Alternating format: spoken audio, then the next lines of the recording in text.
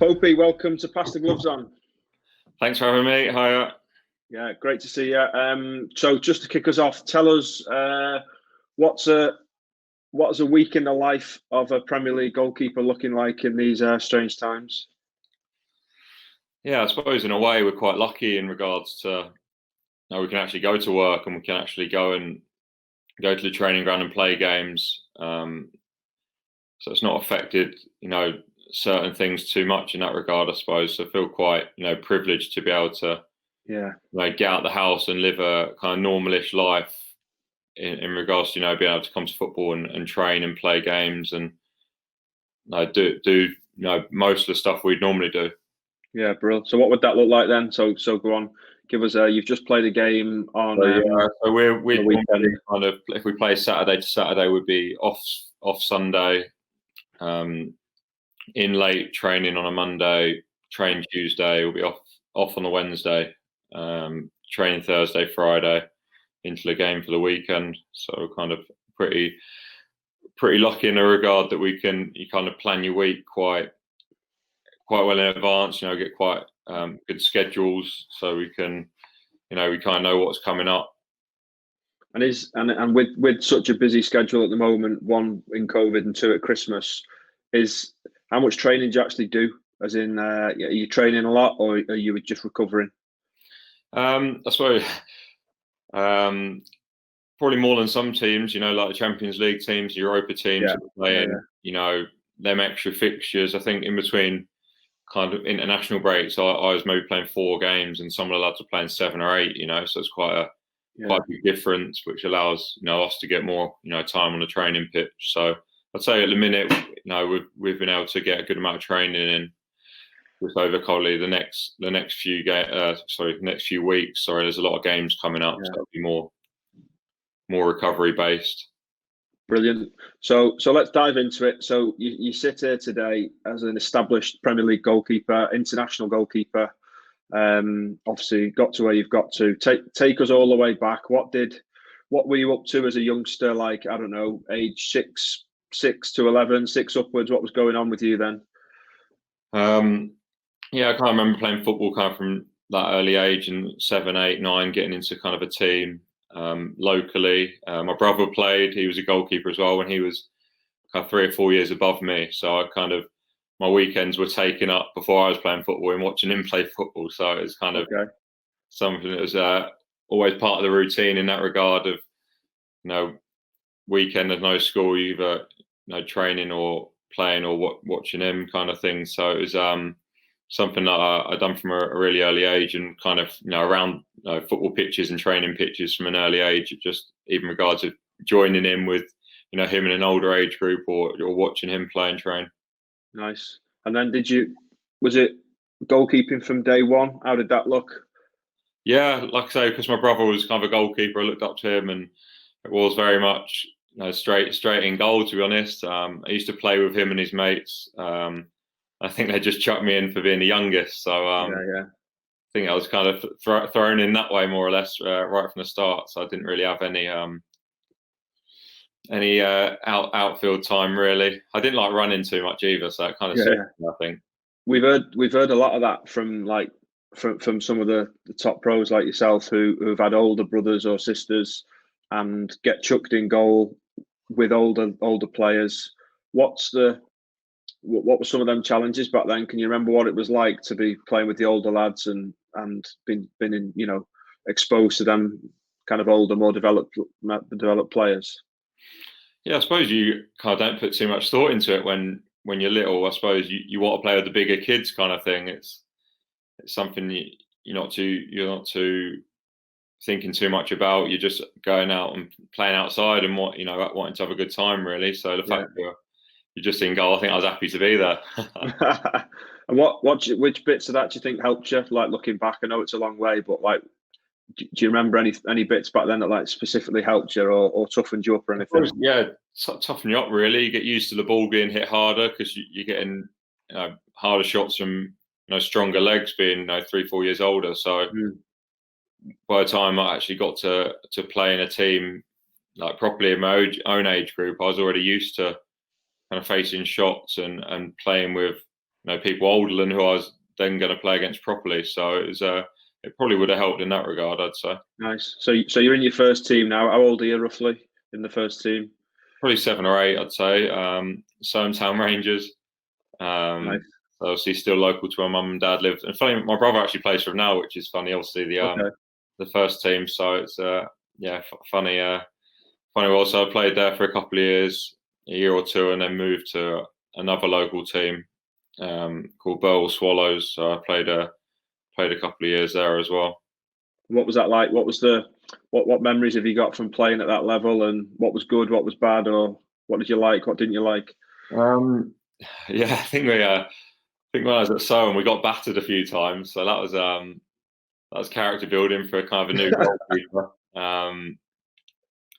Going in and obviously letting in goals, but obviously at the same time you're really busy and you're always in the action. Whereas, if I was at the other end when you're winning 8-0, 9-0, you're probably hardly getting a touch. So development-wise, it was, without really realising, it was great to, be on the end of, or probably be on a worse team most weeks. Yeah. So how would you deal with that, or like what advice would you give to I don't know, a young 10-year-old boy or girl watching who's in that type of setup now? Like, what kind of advice would you give to them looking back?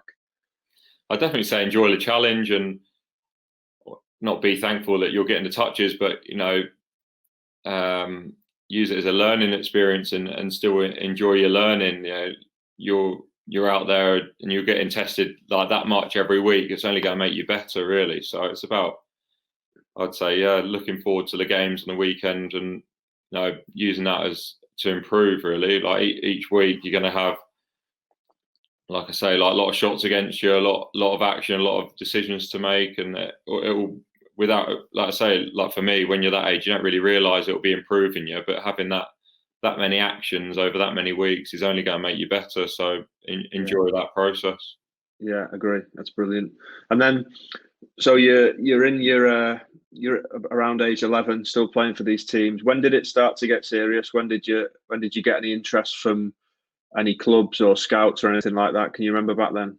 Yeah, so started I'd say at 10, I'd been you can't go to development centres and development weekends or days in half term or whatever. So I started kind of doing that sort of thing, and then eventually got invited for a trial at age 10, 11 to Ipswich Town. I remember being on trial ages. Like, obviously, everyone else in the setup is signed, if you like, and I just remember being the longest trial period ever. Different kit on.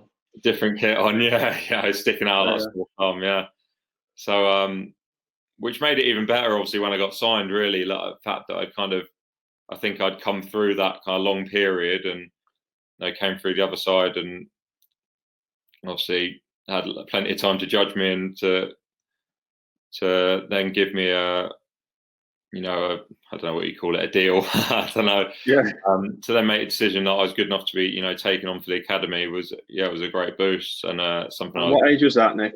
I'd say it was about 11. 11. So about interesting. 11, like you say about getting serious. I think that's when things get more serious when you go into academy football. That's how it felt for me. You're not just playing for your mates from back home anymore or people from school. It's proper coaches. A lot of the coaches would be ex-players that played at a top level. A proper goalie coach for the first time. So I think that's when, for me, you kind of see it as being more of a serious thing. Yeah, it's interesting just listening to you speak. So probably played for some teams that weren't the best teams. You were getting loads to do. Then you go on trial at a club where you've not got the same kit as the other lads. You're on a trial for ages. Some of that, it's quite challenging. Some of that for a youngster, for mentally challenging. And how do you thinking back? How do you persevere there? Like, how do you knuckle down and get through it and be as tough as you can?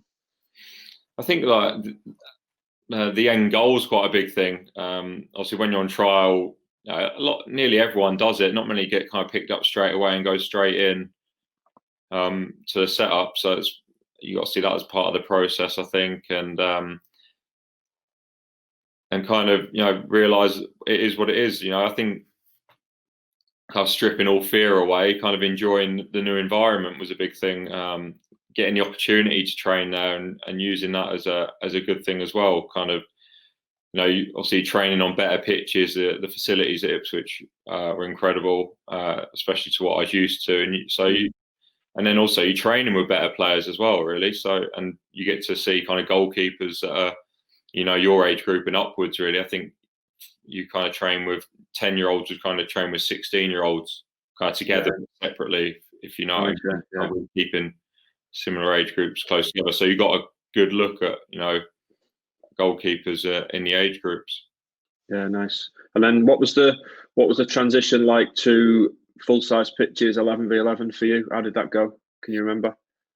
Yeah, I think kicking was I think that's what you're probably thinking about more when you're a goalkeeper trying to reach the halfway line. I think that was probably a big thing, as well as obviously goals get a little bit bigger and the pitches get a bit bigger. I think it's something you look forward to because you're getting closer to emulating the people that you watch, on match day, or when you go and watch your team on a weekend. So I think it was an exciting thing to kind of take that next step and realize the game would be kind of more realistic, like rather than being like a 5-a-side kind of training sort of game, to make the pitch bigger and goals bigger and everything comes with it. Bigger ball, just all different things, but all kind of a nice progression.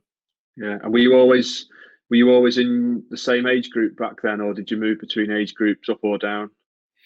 Yeah, mainly in the same age group. I remember playing up a little bit, where it was quite good because there wasn't loads of goalkeepers in each age group. If there was an injury or a spot opened up for a certain amount of time, they weren't scared to move goalkeepers up. So say the under 16 goalie got injured, the under 15 goalie would move up, the under 14 would move up, and you'd really you get a chance to play in that new team at a higher level in a higher age group. So I got the opportunity to do that a few times, and I think that was great for my development, and I think for confidence as well, knowing that you're being trusted to go up an age group. Yeah, bro. So I guess we're getting to you're 11v11 now. You're somewhere around the age 15, 16. Talk to us about when you found how you found out about scholarship decisions and when you're about to leave school and what happened around that time for you. Yeah, it's obviously tough time for myself. Kind of been at the club 5-6 years then, and everyone knows that the scholarship meetings are coming up, and you're getting told whether you're getting kept on for the next 2 years, really, not just the 1 year. And it becomes more professional and more serious going to the under 18s and close to being reserve football. So I think that's a big part of academy football is a scholarship.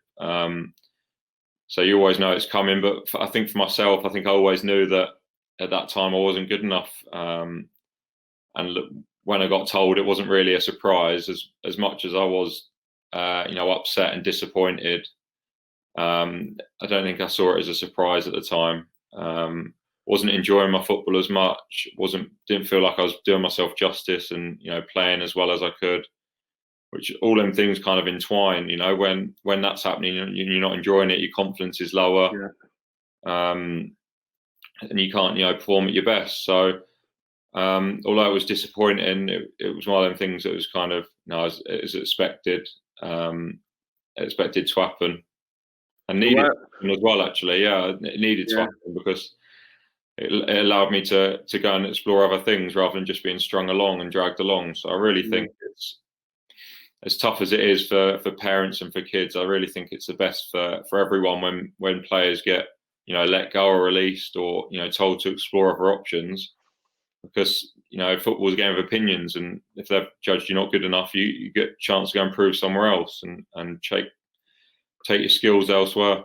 Yeah. So where were you? It sounds like you were quite aware of where you were at that time. So there'll be lots of people listening to this or watching who are in that position or are going to be in that position. So where were you short at the time? What made you think you weren't on it at that time? think it's just general. It's hard to remember specifics really, but I'd be making probably regular mistakes. I felt like other people in the team were a higher level than me, so I just didn't feel like I felt like the goalies above me were a good step above me. So it's just one of them. We brought in another goalkeeper at my age group that was as bigger, stronger. He's from I think he's Norwegian lad. And when you're obviously a goalkeeper and they're bringing in another one at your age group, like the year before scholarship, you kind of know what's going on. By that age, you're not stupid. So probably something else that affected my confidence and my ability to play with freedom. Kind of the first time that sort of thing would happen, I'd say. Also, I had in previous years had goalies that were the same age group as myself, but you kind of, I don't know if you're younger and more naive, but the competition is more friendly or just certain things. But when it's the kind of year before a scholarship and one gets brought in, and obviously getting brought in from another country as well, they've made an effort to bring him in. You kind of realise that that slot's gone. And I think often the case back then was if they did give a scholarship out for a first year goalkeeper, it would only be one, because there'd be a second year scholar and obviously 2 goalkeepers for under 18s, which kind of enough. So it's an interesting one for coaches, that, because like you can, as a coach, you can be looking at a 15, 16-year-old and thinking, oh, they're a bit short here, like they're a bit weaker, a bit making some mistakes, they've just grown, versus seeing someone that might be ready-made at 15 and 16 who's physically already grown, strong enough, consistent, when actually recognizing the potential in someone is a completely different skill. Did you, if you were to go back to that stage now, would you do anything different yourself, or what would you have said to your coaches if you could go back? No, I don't think so. Like I say, I really thought it was the right decision for everyone, and I don't want to say kick up the behind, but it allowed me to go and do different things. And when you're somewhere for 5-6 years, you are more comfortable than when you're somewhere for 1 or 2 years. So comfort is probably always one of the enemies of progression. So I think at that age, you probably don't realise you are, and you're not as old and wise as I am now, and it's you don't really see it, but you are comfortable, and it done me the world of good being able to kind of leave that environment when I did. I had 6 years of playing at high level and having great coaching, on great facilities and playing against great opposition. I think we're the top kind of category, so we play against all the top teams, the Arsenals and whoever else in the South region, Spurs and West Ham and whatever. So I had 5-6 years of doing that, and it was obviously allowed me to go out. Obviously, at the time, devastated at the time, but no, I really did